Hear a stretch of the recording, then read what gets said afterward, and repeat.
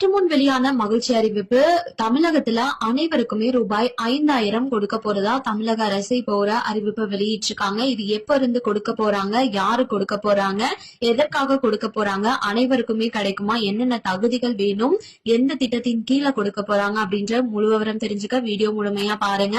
And first time இப்பதான் நம்ம சேனலை பாக்குறீங்க அப்படின்னா மறக்காம ஒரு லைக் பட்டனை தட்டி விட்டுருங்க. ஆல்ரெடி பாத்துட்டு இருக்க வியூவர்ஸா இருந்தீங்கன்னா நம்ம சேனல்ல போடக்கூடிய வீடியோ ஹெல்ப்ஃபுல்லா இருக்குன்னு நினைச்சீங்கன்னா நீங்களும் மறக்காம ஒரு லைக் பட்டனை தட்டிடுச்சுங்க. இப்ப வாங்க வீடியோக்குள்ள போயிடலாம். மத்திய மற்றும் மாநில அரசு பாத்தீங்கன்னா மக்களுக்காக பல்வேறு சலுகைகள் அறிவிப்புகளை வெளியிட்டு வந்துட்டு இருக்கு. அதுல ஒண்ணுதான் பெண்களுக்காக அப்படின்னு சொல்லி பார்த்தோம்னா நிறைய விதமான இலவச சலுகைகளை வெளியிட்டிருக்காங்க.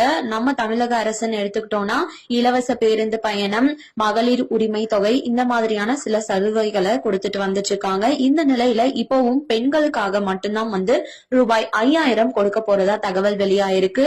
இன்கேஸ் ஆண்கள் பாக்குறீங்க அப்படின்னா உங்க குடும்பத்துல இருக்கக்கூடிய பெண்களுக்கு இதை ஷேர் பண்ணுங்க, இல்லைன்னா அவங்களுக்கு இந்த இன்ஃபர்மேஷனை சொல்லுங்க.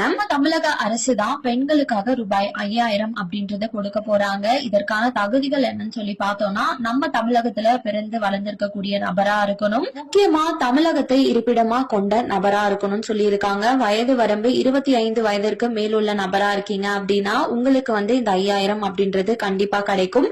நீங்க SC ST MBC BC இந்த மாதிரி எந்த